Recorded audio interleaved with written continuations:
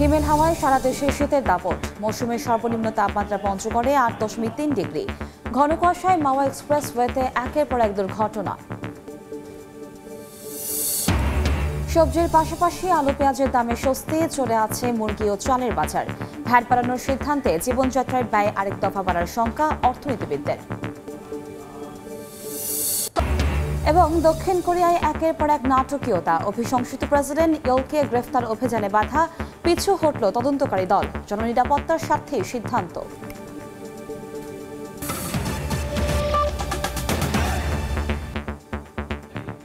সময় সংবাদের সঙ্গে আছি আমি কনক আজাদ। দিনাজপুর সরকারি কলেজে সুবর্ণ জয়ন্তী অনুষ্ঠানে বক্তব্য রাখছেন বিএনপির মহাসচিব মির্জা ফখরুল ইসলাম আলমগীর। আমরা সরাসরি যাচ্ছি সেখানে। সময়টা আমার দিনাজপুরে এবং দিনাজপুর কলেজে কেটেছে। এই কলেজে জয়েন করার আগে আমি আবার সেটা যুদ্ধের আগে, ৭১ সালে যুদ্ধের আগে আমি কিছুদিন কাজ করেছিলাম কেবিএম কলেজে। আমার এখনো মনে আছে, আমাদের সেই বন্ধু এখন খুবই অসুস্থ, আমাদের প্রফেসর আমিন, তার সাইকেলের হ্যান্ডেলে বসে আমি শহর থেকে কেবিএম কলেজে গেছি। আমি দিনাজপুরেও এখানকার ক্রীড়াঙ্গনে, সাংস্কৃতিক অঙ্গনে আমার অত্যন্ত ভালো সময় কেটেছে। আমার মনে পড়ে বুরহান ভাইয়ের কথা, শাহজাহান ভাইয়ের কথা, আমাদের মাজেদ রানা অসাধারণ মেধাবী একজন অভিনেতা ছিলেন। আমাদের অনেক ছাত্র এই কলেজ থেকে অনেক ভালো ভালো রেজাল্ট করে বেরিয়ে গেছে। সে সময়টাকে আমি মনে করি যে একটা সোনালী সময় গিয়েছে। যদিও স্বাধীনতার পরে পরে তারপরেও আমাদের কিন্তু সেই সময়ে একটা অবস্থা তৈরি হয়েছিল যখন অন্তত ক্রিয়েটিভ, সৃজনশীল কিছু করা যেত। আজকে আমার ব্যর্থতা সেই জায়গায় মনে হয়, আমরা যে রাজনীতি করছি ওই জায়গাটা আমাদের ব্যর্থতা আছে। আমরা এই ৫২-৫৩ বছরেও বাংলাদেশকে একটা সুখী, শান্তিময়, প্রেমময়, ভালোবাসাময় এক দেশ করতে পারলাম না। আমরা এখানে রাজনীতি নিয়ে সংকীর্ণতায় ভুগি। আমরা এখানে নৈতিকতার একটা সর্বনিম্ন পর্যায়ে চলে গেছি। আমরা যে জাতি, আমরা গর্ব করে বলার কথা আমাদের যে আমরা জাতি হিসেবে অত্যন্ত গর্বিত জাতি, সেই জাতি কিন্তু আমরা সেই কথা বলতে পারিনি কিছুদিন পরে আগেও। এখন আবার সেই আশা জেগে উঠেছে আমাদের মাঝে। আমরা আবার একটা স্বপ্ন দেখতে শুরু করেছি। সেই স্বপ্নটি হচ্ছে যে সত্যিকার অর্থেই আমাদের স্বাধীনতা ঘোষক শহীদ প্রেসিডেন্ট জিয়া রহমান সাহেব যে স্বপ্ন দেখেছিলেন যে একটা সুখী, সুন্দর, প্রেমময়, গণতান্ত্রিক, সমৃদ্ধ বাংলাদেশ। দিনাজপুরে কথা বলছেন বিএনপির মহাসচিব মির্জা ফখরুল ইসলাম আলমগীর। আমরা সরাসরি যুক্ত ছিলাম সেখান থেকে। রাজধানী সহ সারা দেশে জেঁকে বসেছে শীত। দেশের সর্বনিম্ন তাপমাত্রা পঞ্চগড়ে রেকর্ড করা হয়েছে ৮.৩ ডিগ্রি সেলসিয়াস। কুয়াশার আধিক্য না থাকলেও প্রচণ্ড ঠান্ডায় জবুথপুর রাজশাহী অঞ্চল। তাপমাত্রা নামতে থাকায় বিপাকে মানুষ, খুব একটা প্রয়োজন ছাড়া ঘর থেকে বের হচ্ছেন না কেউই। অন্যদিকে কনকনে বাতাসে দুর্ভোগ বয়ে এনেছে টাঙ্গাইল ও নরসিংদীবাসীর। এছাড়া কিশোরগঞ্জে শীতের সঙ্গে পাল্লা দিয়ে বাড়ছে ঠান্ডাজনিত রোগ। সবচেয়ে বেশি আক্রান্ত শিশু ও বয়স্করা। এদিকে চলতি মাসের ৬ থেকে ৭ তারিখ পর্যন্ত কুয়াশা থাকতে পারে বলে জানিয়েছেন আবহাওয়া অফিস। জানুয়ারিতে উত্তর পূর্বাঞ্চল ও মধ্যাঞ্চলে বেশ কয়েকটি শৈত্যপ্রবাহের সম্ভাবনা রয়েছে। বর্তমান যে অবস্থাটা দেখা যাচ্ছে, আগামী আরো ৪ দিনের কমপক্ষে থাকার আছে, অর্থাৎ ৭ তারিখ পর্যন্ত কম বেশি থাকবে শীতের এবং এরপর যখন কুয়াশাটা কমে যাবে তো দিনের তাপমাত্রা বাড়বে এবং শীতের যে তীব্র শীত যেটা অনুভূত হচ্ছে, শীতের তীব্রতাটা কমে আসবে। হ্যাঁ, না, জানুয়ারি মাসে আমাদের যে দীর্ঘমেয়াদী যে পূর্বাভাসের আছে সেখানে আমরা বলছি দেশের উত্তর পূর্বাঞ্চল, মধ্যাঞ্চলে ১ থেকে ২টি মাঝারি থেকে তীব্র শৈত্যপ্রবাহ এবং ২ থেকে ৩টি মৃদু থেকে মাঝারি ধরনের শৈত্যপ্রবাহ বয়ে যাওয়ার সম্ভাবনা রয়েছে।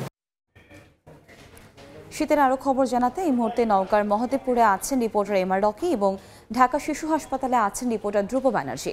আমরা শুরুতে যাচ্ছি রকির কাছে। রকি,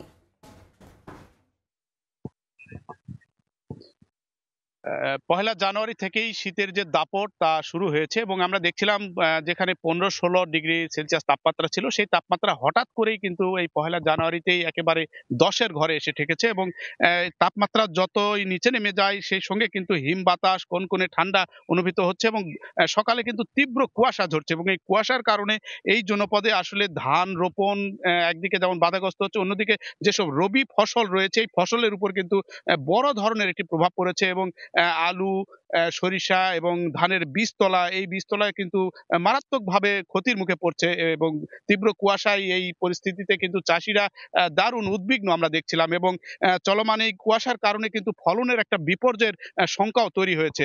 তবে গত কালকের চেয়ে আজকে আমরা দেখছিলাম দুপুরে কিছুটা সূর্যের দেখা মিলেছে, তবে আবহাওয়া অফিস বলছে যে তাপমাত্রা হঠাৎ এরকম নিচে নেমে যাওয়ার কারণে বাতাসের যে আর্দ্রতা, হিম বাতাস হিমালয় থেকে ধেয়ে আসা এই হিম বাতাসের প্রভাবেই কিন্তু এই জনপদের উপরে এরকম একটি তীব্র শীতের ধকল স্থানীয় বাসিন্দাদের এই মুহূর্তে কিন্তু মোকাবেলা করতে হচ্ছে এবং কৃষি প্রধান এই জেলায় আসলে এই সময়টাতে কিন্তু ফসল চাষাবাদকে ঘিরে কৃষকের কর্মব্যস্ততা থাকে। তবে তীব্র এই ঠান্ডা হিম বাতাসের সঙ্গে যে কনকনে যে ঠান্ডা, সেই ঠান্ডার ফলে ধানের বীজতলা এবং চাষাবাদের যে মৌসুম সেটা কিন্তু বাধার সম্মুখীন হচ্ছে এবং জেলা কৃষি সম্প্রসারণ অধিদপ্তর বলছে এরকম আবহাওয়া যদি চলমান থাকে তাহলে কিন্তু ধান চাষাবাদে কিছুটা বিলম্বিত হবে এবং ফলনের উপর একটা প্রভাব পড়বে এবং সব মিলে এই আবহাওয়া কিন্তু অসহনীয় আবহাওয়া বলা হচ্ছে এই জনপদের সার্বিক এই কৃষির বা এই শীতের খবর। তো আমরা শীতের আরো খবর জানবো এবং শিশু রোগের প্রকোপ আমরা জানবো। ঢাকা রয়েছেন আমাদের সহকর্মী ধ্রুব ব্যানার্জি, জানাবেন সেখানকার সার্বিক চিত্র। শীতের কারণে রাজধানীর বিভিন্ন হাসপাতালে আজকে আমরা সকাল থেকেই দেখেছি রোগীর চাপ কিন্তু তুলনামূলক একটু বেশি।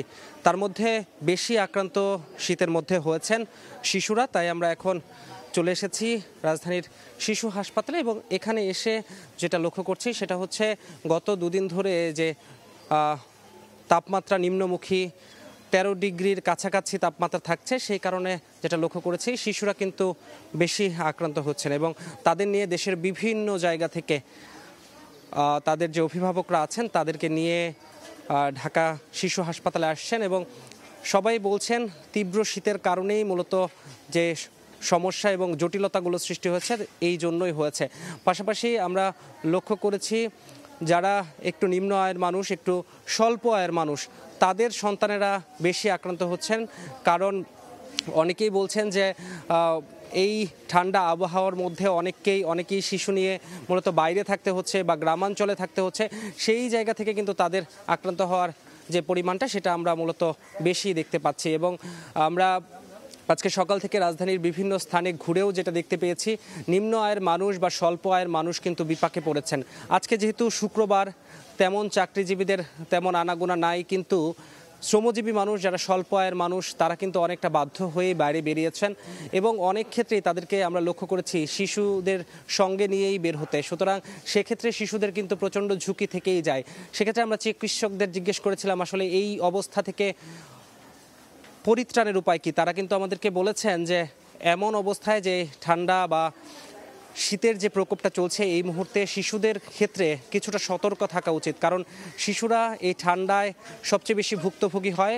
পাশাপাশি শুধুমাত্র শিশুরাই যে এর ভুক্তভোগী হবে এমনটা নয়, চিকিৎসকরা বলছেন যারা বৃদ্ধ আছেন তাদের দিকটাও একটু নজর রাখা উচিত, কারণ বৃদ্ধরাও কিন্তু তাদের রোগ প্রতিরোধ ক্ষমতা অনেকটা কম থাকায় তারাও এই ঠান্ডাজনিত রোগের প্রকোপ থেকে শঙ্কামুক্ত নন, তারাও এই রোগে খুব দ্রুতই আক্রান্ত হয়ে যান। সুতরাং শিশু থেকে শুরু করে যারা বৃদ্ধ আছেন সবাইকেই চিকিৎসকরা বলছেন যাতে সচেতন থেকে এই যে শীতের মৌসুমটা সেটা পার করেন। পাশাপাশি আমরা আরেকটা জিনিস লক্ষ্য করেছি রাজধানীর বিভিন্ন পয়েন্টে, সেটা হচ্ছে স্বল্প আয়ের মানুষজন কিন্তু আগুন জ্বালিয়ে তাদের শীত নিবারণের চেষ্টা করছেন এবং তারা বলছেন যে গত দুদিন ধরে অনেকেই কিন্তু তাদের কর্মস্থলে যেতে পারেননি। সুতরাং সব কিছু মিলিয়ে স্বল্প আয়ের মানুষের কথা যদি বলি, তারা কিন্তু সবচেয়ে বেশি বিপাকে পড়েছেন এই পুরো শীতটা জুড়ে। এবং আবহাওয়া অফিসের তথ্য মতে আজকে মৌসুমের সর্বনিম্ন তাপমাত্রা রয়েছে রাজধানী ঢাকায় 13.6 ডিগ্রি সেন্টিগ্রেড। এই ছিল রাজধানীর শিশু হাসপাতাল থেকে আমার কাছে সর্বশেষ। শীতের খবরাখবর জানতে আমরা সরাসরি যুক্ত ছিলাম রাজধানী শিশু হাসপাতাল থেকে এবং এর আগে আমরা যুক্ত ছিলাম নওগাঁ থেকে। এদিকে ঘন কুয়াশার কারণে মাস্কাট ও দুবাই থেকে ছেড়ে আসা শাহজালাল আন্তর্জাতিক বিমানবন্দরগামী 2টি ফ্লাইট কলকাতায় অবতরণ করেছে। ভোর থেকে কুয়াশার প্রকোপ বাড়তে থাকায় সালাম এয়ার একটি ফ্লাইট ও ইউএস বাংলা এয়ারলাইন্সের একটি ফ্লাইট কলকাতায় ডাইভার্ট হয়ে যায়। ফ্লাইট দুটি যথাক্রমে ভোর 4টা 40 ও সকাল 8টা 25 ঢাকায় অবতরণের কথা ছিল। এদিকে রাত 12টার পর বিমান ইউএস বাংলা ও স্কাই অ্যাপের 3টি আন্তর্জাতিক ফ্লাইট প্রায় 3 ঘন্টা দেরিতে অবতরণ করে।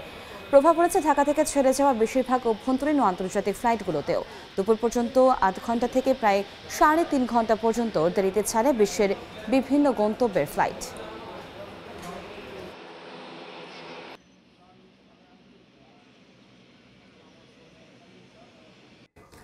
সরবরাহ বাড়ায় কিছুটা স্বস্তি ফিরেছে বাজারে। কমেছে আলু, পেঁয়াজ সহ বিভিন্ন মৌসুমী সবজির দাম।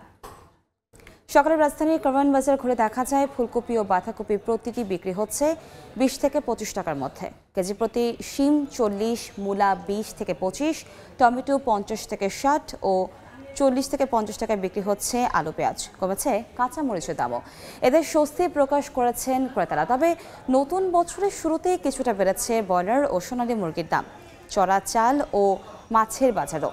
সপ্তাহ ব্যবধানে খোলা সয়াবিন তেলের লিটারে বেড়েছে 3 থেকে 4 টাকা। যদিও তেলের দাম বাড়ার পেছনে সিন্ডিকেটকে দোষছেন বিক্রেতারা।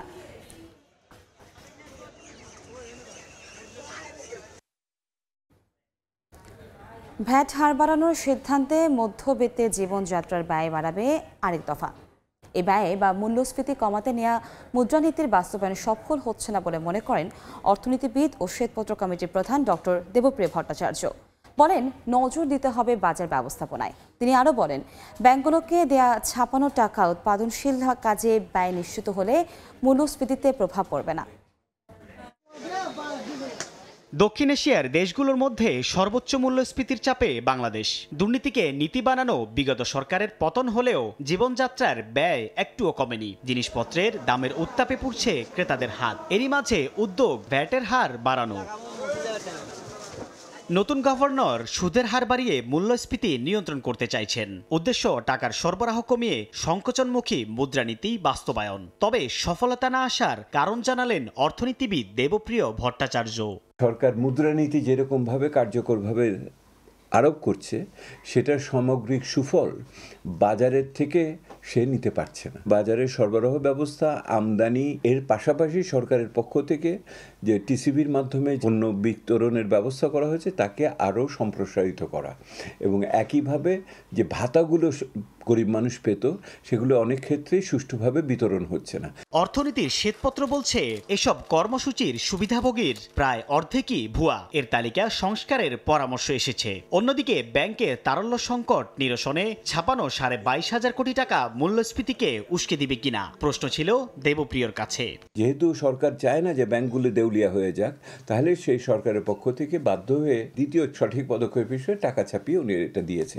বিষয়টা হলো যাদের দিয়েছে তারা যদি এইগুলি বিনিয়োগের ভিতরে, উৎপাদনের ভিতরে দিতে পারে, কর্মসংস্থান সৃষ্টি করতে পারে, তাহলে গভর্নর মহোদয়ের যে প্রত্যাশা সেটা সফল হবে। এই অর্থনীতিবিদ আরো বলেন, মূল্যস্ফীতি নিয়ন্ত্রণে খাদ্য মজুদ পরিস্থিতির দিকেও নজর দিতে হবে। 22 ডিসেম্বর পর্যন্ত সরকারি গুদামে 11,78,000 টনের বেশি ধান, চাল ও গম মজুদ আছে। সাইফুল ইসলাম, সময় সংবাদ, ঢাকা। জনপ্রতিনিধি না থাকায় নাগরিক সেবা ব্যাহত হচ্ছে নারায়ণগঞ্জের পৌরসভা ও সিটি কর্পোরেশনে। যথাসময়ে মিলছে না জন্ম নিবন্ধন সহ অন্যান্য প্রয়োজনীয় সনদ। এ কারণে সন্তানদের বিদ্যালয়ে ভর্তি করতে বিপাকে পড়ছেন অনেক অভিভাবক। তবে শীঘ্রই ভোগান্তি নিরসনের আশ্বাস দিয়েছে কর্তৃপক্ষ। শওকত আলী শওকতের পাঠানো তথ্য, আরিফ হোসেনের ছবি নিয়ে রিপোর্ট। আওয়ামী লীগ সরকারের পতনের পর আত্মগোপনে চলে যান অনেক জনপ্রতিনিধি। পরবর্তীতে অন্তর্বর্তীকালীন সরকার দায়িত্ব গ্রহণের পর অপসারণ করা হয় সিটি কর্পোরেশন ও পৌরসভার জনপ্রতিনিধিদের। জনপ্রতিনিধিবিহীন নারায়ণগঞ্জ সিটি কর্পোরেশন ও 5টি পৌরসভার কার্যক্রম চলছে ধীরগতিতে। যথাসময়ে মিলছে না নাগরিক সনদ, উত্তরাধিকার সনদ, জন্ম নিবন্ধন সহ অন্যান্য প্রয়োজনীয় সনদ। এই কারণে সন্তানদের বিদ্যালয়ে ভর্তি করাতে গিয়ে বিপাকে পড়ছেন অনেক অভিভাবক। এলাকাবাসী জানান, মেয়র কাউন্সিলর না থাকায় প্রশাসনিক কাজ করছেন বিভিন্ন পর্যায়ের কর্মকর্তারা।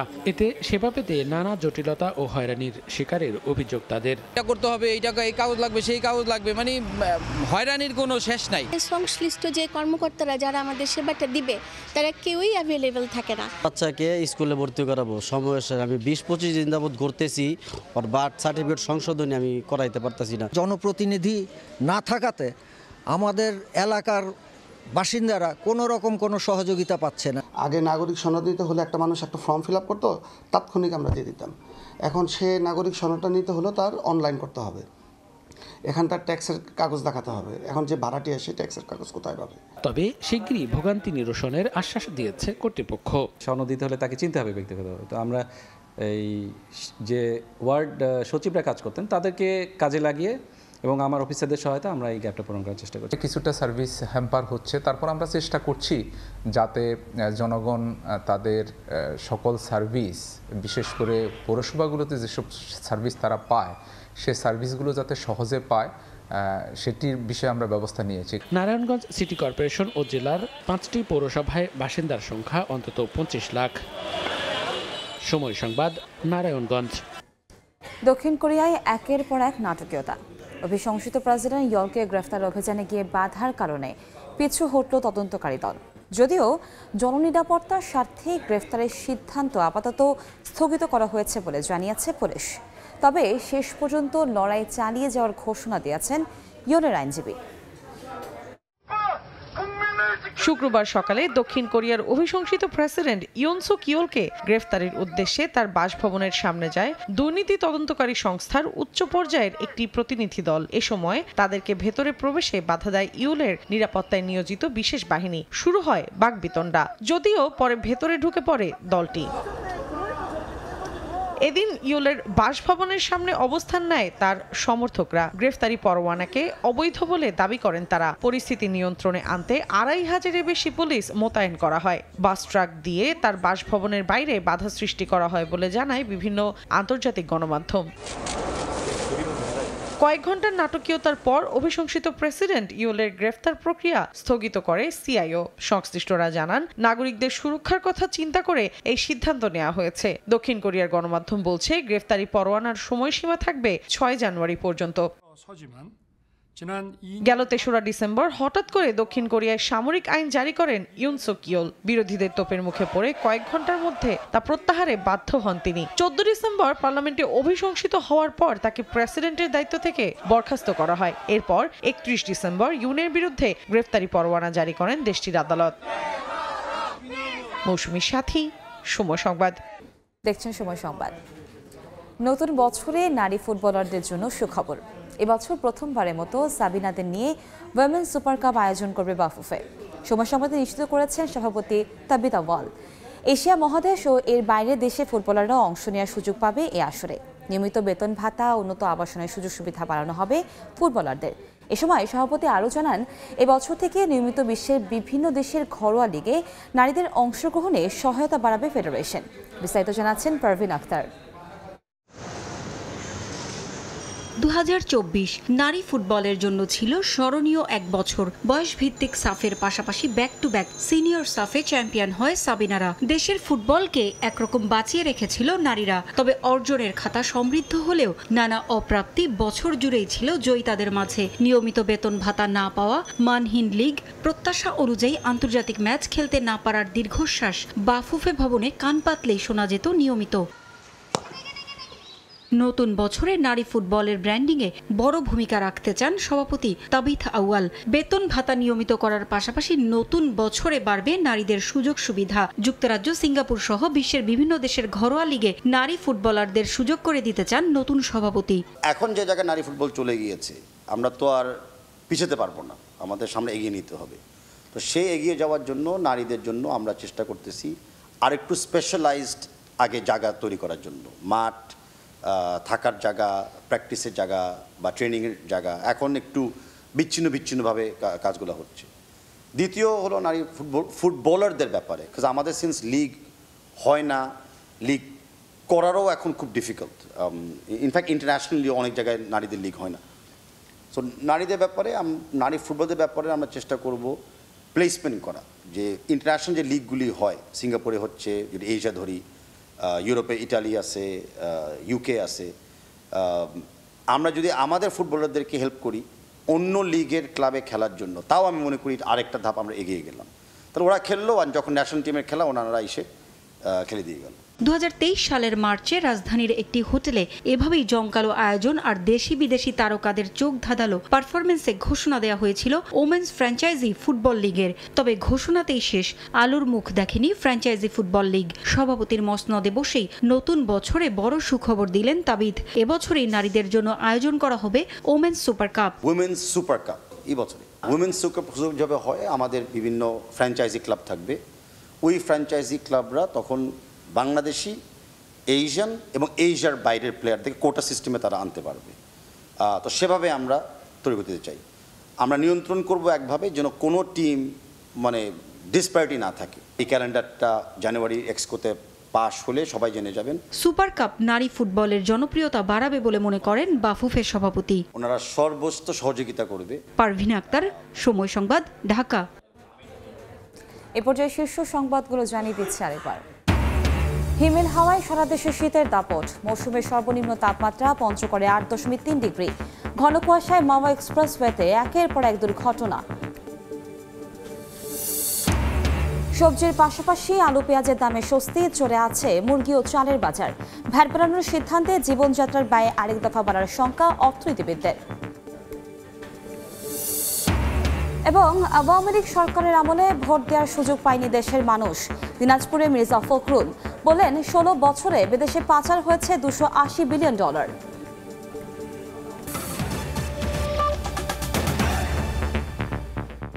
এই ছিল সময় সংবাদে, সঙ্গেই থাকুন সময়।